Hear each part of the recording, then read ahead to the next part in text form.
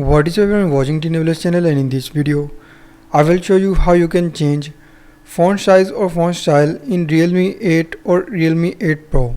So before starting video, if you are new to this channel, just don't forget to subscribe and also hit the bell icon for more latest videos. So to change font size or font style in Realme 8 or 8 Pro, first of all you just need to go to settings. So simply just open settings and then follow every step as I am showing you in this video.